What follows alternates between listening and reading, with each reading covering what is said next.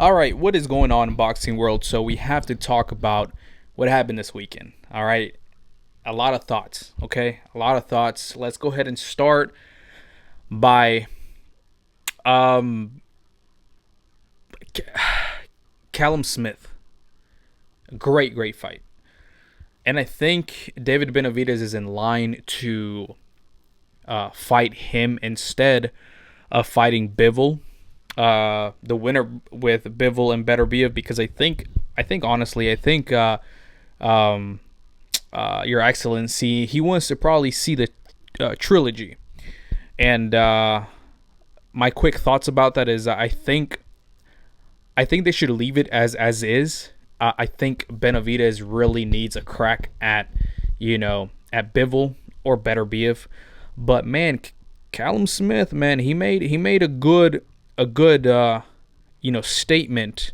I've kind of been I had a little bit of questions with Callum Smith just because he's probably towards the end of his career, but he showed a lot. And he has a good. I think he has an underrated chin. I think he does have what it takes to sustain power punches. But I don't know if he has the stamina to keep up with Benavidez. But we'll see. We'll see. I think that would be a great fight if they do end up fighting, and it's great. Listen, man. The light heavyweight division right now. What is in my mouth? The light heavyweight division right now is looking pretty good. It's looking pretty good.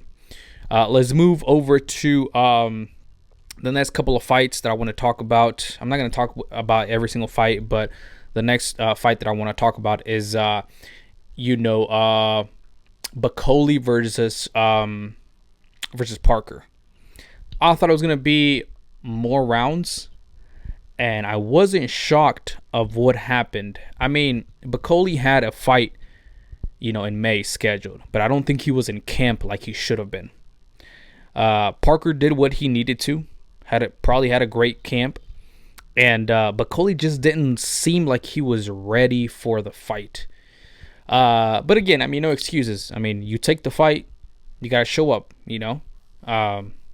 Some people, stay ready so they can be ready whenever they fight, and pull up the upset. But it wasn't the case here. Parker did what he needed to do, and Parker has, dude. I mean, he's fought everybody. Whenever you say duck, Parker's not even close to being in the realm of that word. He's fought everybody.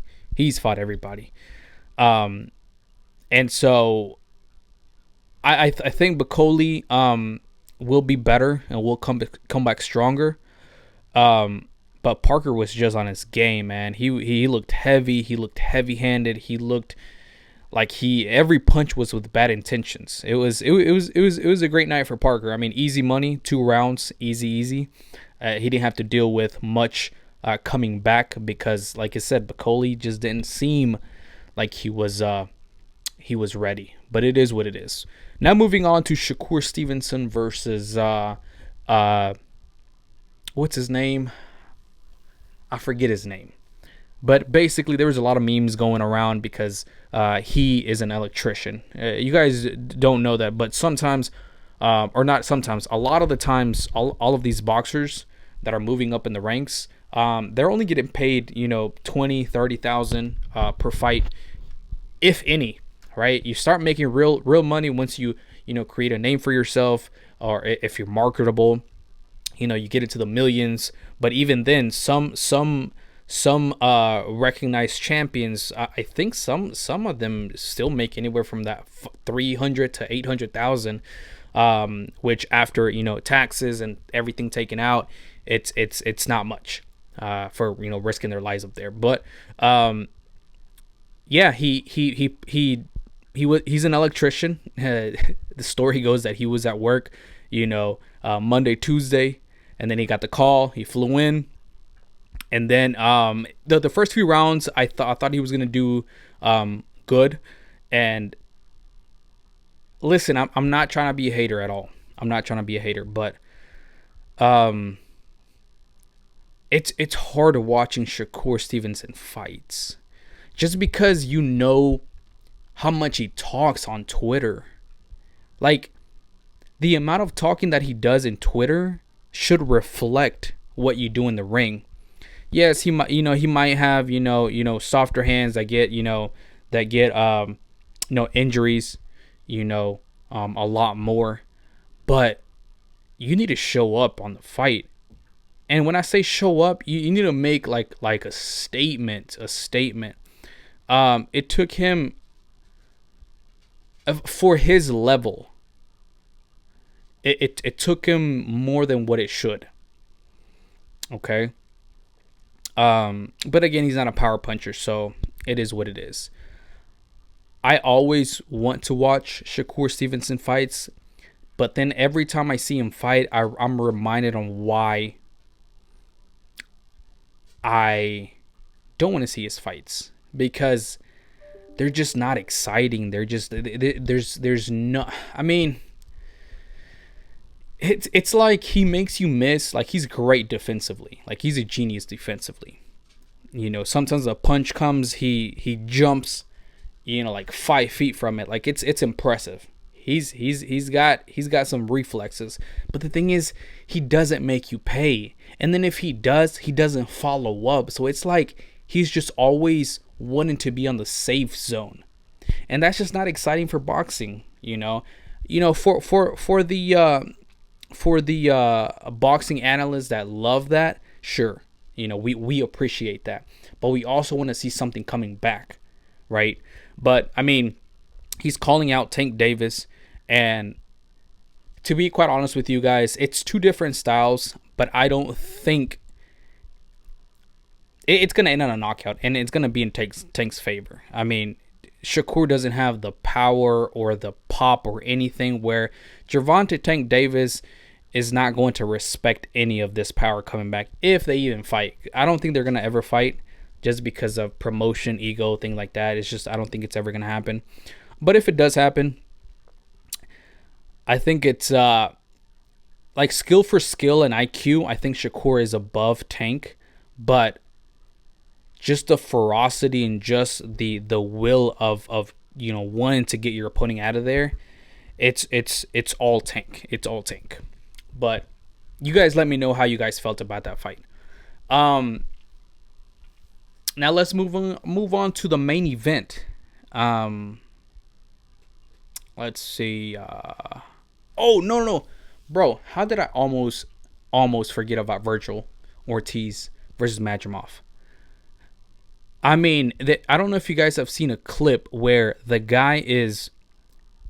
Have you guys seen where somebody has like the peekaboo defense going on, and the other fighter kind of like does this thing where he moves the guy's hand and then punches? Anyways, Vergil Ortiz did something like that, but instead of him coming around the guard after he puts the jab hand down, he actually goes to the body, because obviously if you're doing this right here, I'm gonna put the microphone down here. If you're here and your opponent brings your hand down on purpose, that means he's gonna come right here, right? He's gonna come with, if he pushes it down, he's gonna come with the hook, right? Yo, I've never seen this, and this shows the IQ of Vergil Ortiz. He puts the hand down. Madrimov thinks he's going with the hook, so he puts it right back up, but Vergil comes around to the body. Listen, that is that is IQ. That's crazy IQ right there. Shout out to Robert Garcia and the team as well.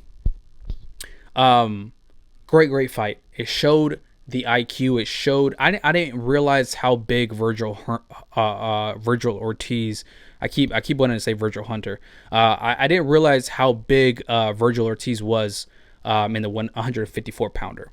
I did say that my heart was Vergil Ortiz, and my mind was saying Madrimov. So I'm glad Vergil Ortiz won. I had Callum Smith fight right. Shakur Stevenson, and this one I would say I was half right because my heart was in it, but I was still picking Madrimov, but I was wrong on that one. But Coley and Parker, I did say Parker. Now let's go ahead and move on to the main event, Bivol versus Beterbiev. I think it was a great fight, great action, and I told you guys that I think Bivol was going to win because he can make adjustments. I think both of them were really, really great. And something that I really noticed is that Dmitry Bivol started more aggressive because he's like, I need to put some rounds in the bank. But then he let off.